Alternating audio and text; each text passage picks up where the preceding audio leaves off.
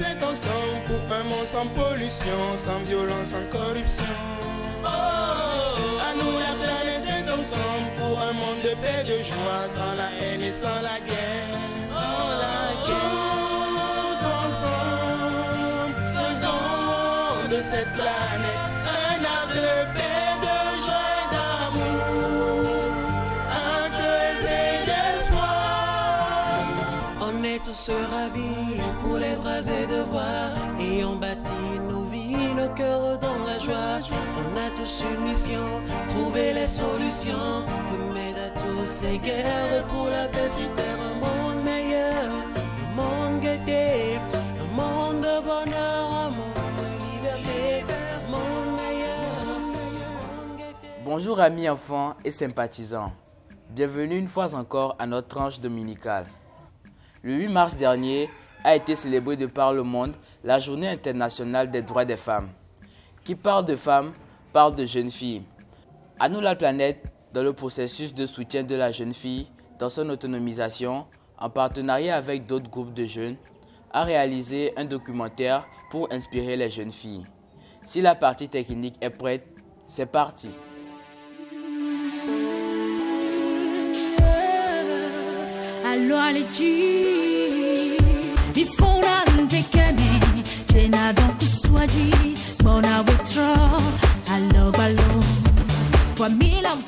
Au Togo, la majorité de la population est composée de femmes, soit 51,3%. Pour l'épanouissement de ces femmes, et en particulier celui des jeunes filles, le Togo a ratifié des traités internationaux complétés par des engagements nationaux. Les jeunes filles et femmes togolaises jouent un rôle important dans l'économie du pays, principalement dans les activités commerciales. Cependant, cette participation se limite souvent à ce niveau puisqu'elles ne sont pas suffisamment impliquées dans les instances de prise de décision. Pour pallier cette injustice et rectifier au mieux le tir en faveur des femmes, plusieurs acteurs mettent en œuvre des projets, des programmes pour inciter les jeunes filles et femmes togolaises à participer activement et de façon effective au développement du pays en les soutenant dans leur processus d'autonomisation et dans les diverses actions qu'elles entreprennent. C'est le cas des organisations comme le Conseil consultatif national des enfants, le réseau des organisations des jeunes et enfants du Togo et le club À nous la planète qui, organisés en coalition, sont allés à la rencontre de 3 jeunes femmes togolaises dynamiques qui sont devenues des références dans leur domaine à force de détermination et de travail pour qu'à travers leurs témoignages, elles puissent s'ériger en modèle pour les nombreuses jeunes filles aux énormes potentiels, mais qui pourtant hésitent encore. Regardez plutôt. Je réponds au nom de Dandonou Selome Gérardine. Je suis titulaire d'une licence professionnelle en génie logiciel du Centre informatique et de calcul de l'Université de Lomé. J'ai 22 ans.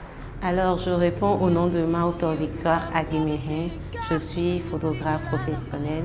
Je suis agente communicatrice, entrepreneur, étudiante aussi et avant tout passionnée des médias et de Dieu.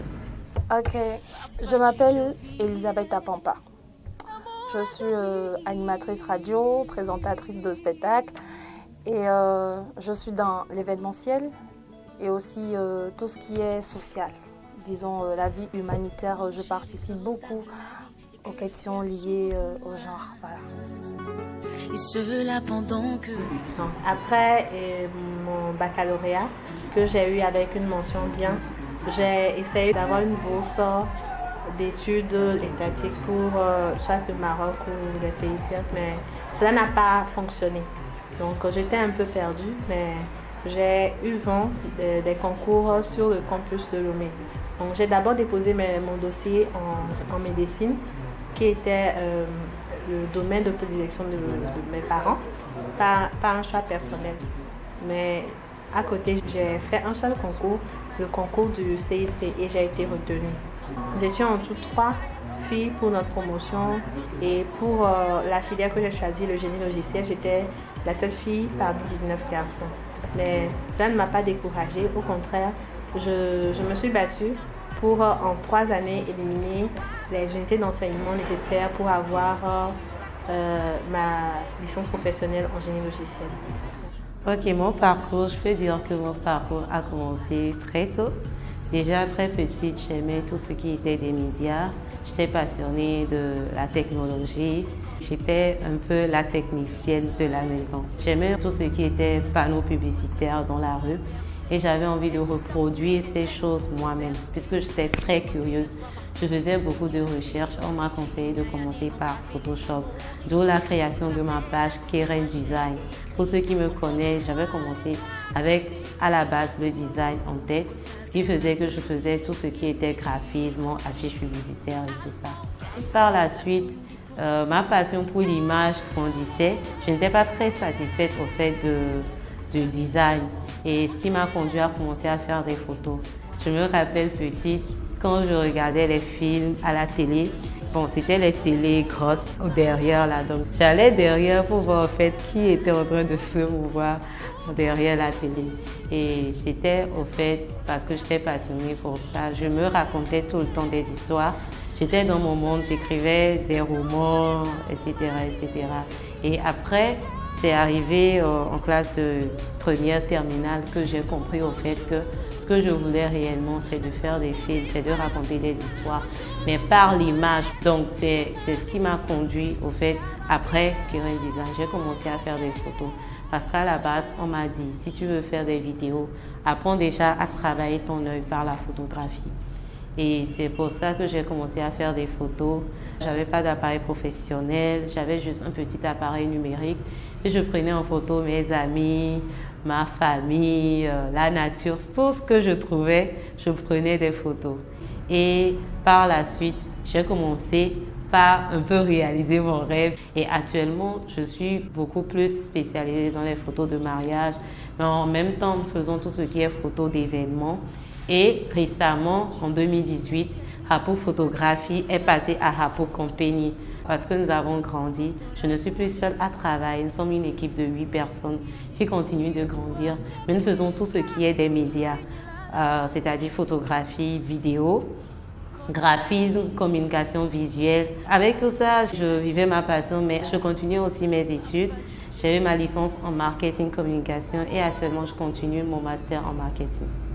Quand on me demande de parler de mon parcours, je peux dire que c'est un peu atypique ce parcours dans la mesure où d'abord à la base j'ai fait G2, j'ai fait la technique, après je me suis plus intéressée au marketing, ensuite j'ai abouti dans les relations publiques. Bizarrement ça n'a rien à voir forcément avec ce que je fais aujourd'hui, même si au finish j'ai su lier tout. Aujourd'hui, je suis chef programme d'une radio, Radio Zéphyr. Et ces compétences qu'on nous octroie à l'école m'ont quand même permis de me positionner. Et à part ça, à part la radio, j'ai aujourd'hui une entreprise qui est dans l'événementiel, qui fait ses activités dans l'organisation de spectacles. Et sur le volet social, on apporte... disons, des sensibilisations. On va dans les communautés pour sensibiliser les femmes, les jeunes filles sur les questions de dépistage précoce. Parce que vous savez, on a comme l'impression qu'on court beaucoup, mais on oublie que la santé, c'est tout.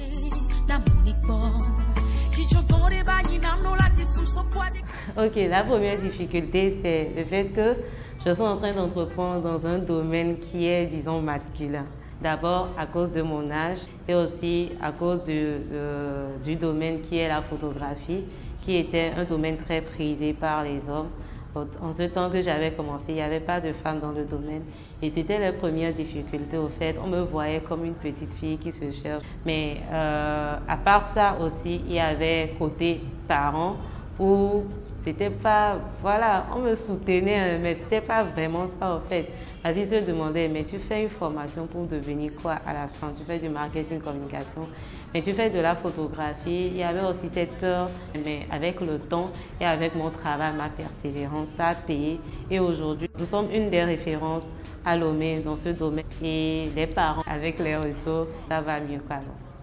La première difficulté était du côté de famille, parce que moi, j'ai vite perdu mon père. Et quand tu es jeune fille, déjà à l'âge de 10 ans, tu perds un parent, c'est grand. Parce qu'on vivait vraiment dans, disons, l'opulence, je peux le dire comme ça. Mais après, on a été expulsés de la maison. Il y a tellement eu de choses qui auraient pu me déstabiliser en tant que jeune fille. Mais par contre, j'avais une mère qui était en quelque sorte battante. Donc, j'ai appris à évoluer sans forcément avoir un appui des autres personnes. J'ai travaillé en quelque sorte en collaboration avec ma mère pour payer mes études. J'ai fait beaucoup de choses juste pour dire en quelque sorte à ceux qui font partie de ma famille que sans eux, on pouvait arriver. C'était ça qui était d'abord mon premier courage. Et à part ça, quelles difficultés j'avais encore je peux dire sur le plan financier, parce que j'avais envie de faire certaines études que je n'ai pas pu financer quand j'avais voulu, d'accord? Mais aujourd'hui, je peux me dire que vouloir, c'est pouvoir. Même si on aurait pu prendre 2 secondes ou 2 minutes ou peut-être 1 an pour faire quelque chose, et la vie nous pousse à plutôt choisir d'autres options pour pouvoir y arriver 3 ans après, il faut quand même le faire. Donc en termes de difficultés, je pense que c'est d'abord famille, après finance, et aussi sur le terrain, quand on est femme, c'est un peu plus compliqué. Et surtout moi, je le dis comme ça, mon physique faisait que lorsque j'approchais des messieurs, il y a plus, comment le dire, hein, des avances qui moi ne me plaisaient pas.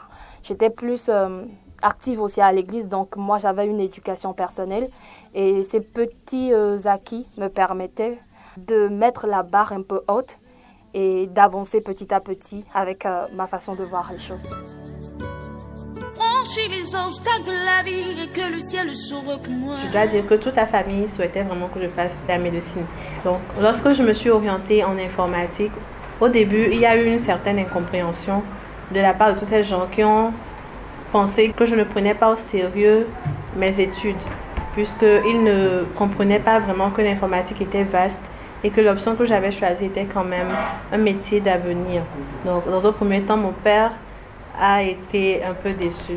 Il a joué son rôle de père, a payé mes études, mais s'intéressait peu à ce que je faisais au campus. Mais je dois dire que actuellement, tous ont pris conscience de cela parce que j'ai pu lire de la fierté dans leurs yeux à ma soutenance. Et même actuellement, dans mes stages qui n'ont pas été aisés au début, j'ai tout le soutien de toute la famille. Bon, tout le monde sait que la vie d'entrepreneur, ce n'est pas facile parce que entreprendre, c'est être au four et au moulin en même temps. Surtout au début parce que en tant qu'entrepreneur, vous pensez à tout, vous n'avez plus de vie, il faut être là quand le client veut, il faut être là. C'est vraiment la base au fait. Au début, c'était compliqué parce que il y avait la maison, il y avait la famille et il y avait aussi le boulot. Il fallait sortir au moment où on devait faire des réunions et tout ça. Donc c'était un peu compliqué, mais aujourd'hui, je pense qu'avec le temps, il faut savoir mettre les priorités. Donc aujourd'hui, je sais quelle priorité mettre avant l'autre et je pense que cela m'a beaucoup aidé.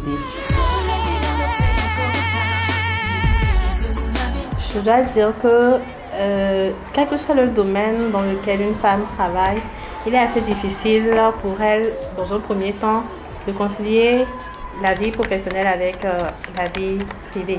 Tout est une question de planning, de la manière dont nous gérons notre temps.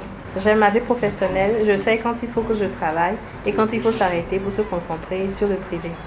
Compliqué et facile, dans la mesure où c'est une question d'organisation. On n'a pas besoin que ça soit facile, non, mais parce qu'on a ses ambitions, on a envie de réussir, on a envie d'avoir dans sa vie une chose qui nous rendra fiers après, on fait des sacrifices. Il n'y a rien qui est facile.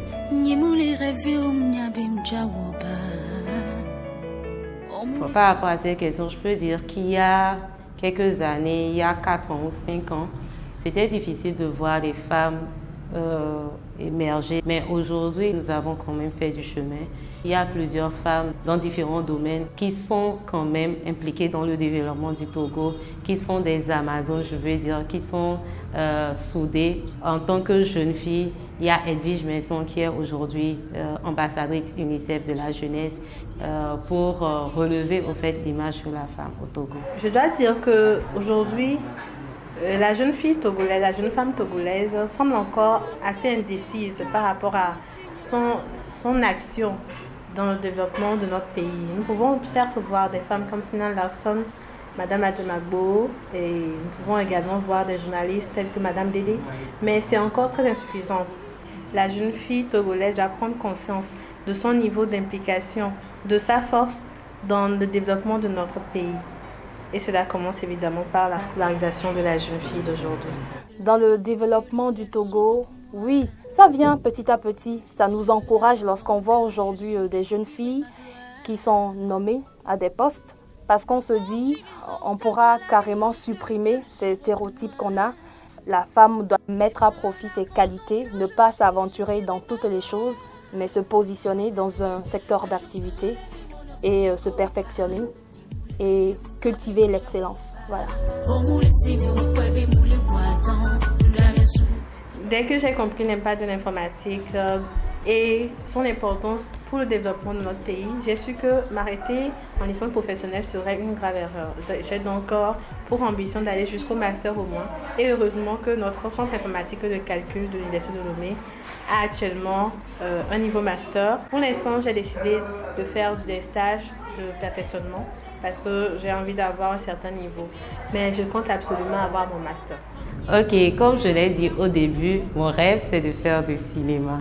Donc de faire sortir mon premier film d'ici la fin de cette année, en tout cas des courts-métrages.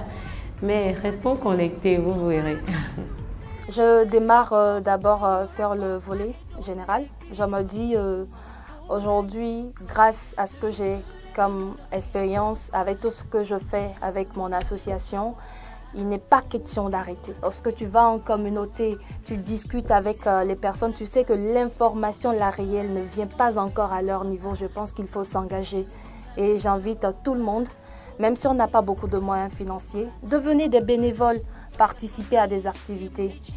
En termes de projets ambition personnelle, il y a mon projet de spectacle vivant qui est destiné aux enfants de rue. L'idée, c'est d'exposer les talents. Parce que ce n'est pas parce qu'on se retrouve dans la rue qu'on n'a pas un talent. L'apport que nous, on a, c'est sur le volet artistique. Donc, on forme les enfants sur le domaine artistique comme la peinture, le dessin, la musique.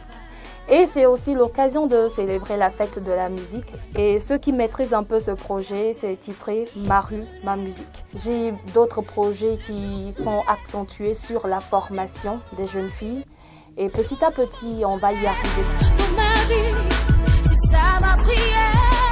À l'endroit de toutes mes sœurs, je voudrais leur dire que longtemps on nous a fait croire que nous n'étions pas destinés à impacter ce monde par nos talents, notre intelligence. Alors, vous jeunes filles qui voulez faire la photographie, les médias et tout ça, si je suis là, c'est que c'est possible. Si j'en suis là, aujourd'hui je suis respectée, je suis une référence, c'est que c'est possible. Alors, travaillez à cela. En fait, sur YouTube, vous pouvez trouver beaucoup de choses. Mais en même temps, croyez en vous, croyez en la capacité qui est en vous. Qu'est-ce que vous avez envie de faire? Quels sont vos rêves? Quelle est votre qualité? Qu'est-ce que vous aimez dans la vie? Et il faut juste s'inspirer des autres et créer ou écrire sa propre histoire, d'accord? Moi, je pense que chaque jeune fille doit comprendre qu'elle fait partie de l'avenir de demain. Et déjà, lorsqu'on parle d'excellence, de performance à l'école, ne pas se positionner sur des choses inutiles, d'accord? Écoutez ses parents. Nos parents ne nous chercheront jamais du mal. Ils n'auront qu'envie de nous voir réussir. Il faut rêver. Lorsqu'on va sur les réseaux sociaux, est-ce qu'on va pour regarder que des jeux vidéo? Est-ce qu'on va juste voir du n'importe quoi? Lorsqu'on parle des jeunes filles dénudées aujourd'hui sur les réseaux sociaux, je pense que la fille ambitieuse qui a envie de réussir doit pouvoir sur un réseau social, lorsqu'elle rencontre une chose, mieux l'interpréter, faire des recherches de qualité pour évoluer dans la vie. Donc je pense qu'il faut rêver grand comme ça. Et même si on n'atteint pas la totalité, on va équilibrer. Et lorsqu'on va ouvrir un jour la page de son histoire, on sera fier. Voilà. Eh bien, chers amis, nous avons ensemble suivi ces différents parcours de ces jeunes femmes. Nous espérons que ce documentaire saura galvaniser les jeunes filles qui se laissent encore influencer négativement par leur entourage dans le choix de leur filière, mais surtout celles qui hésitent encore à exploiter leur potentiel.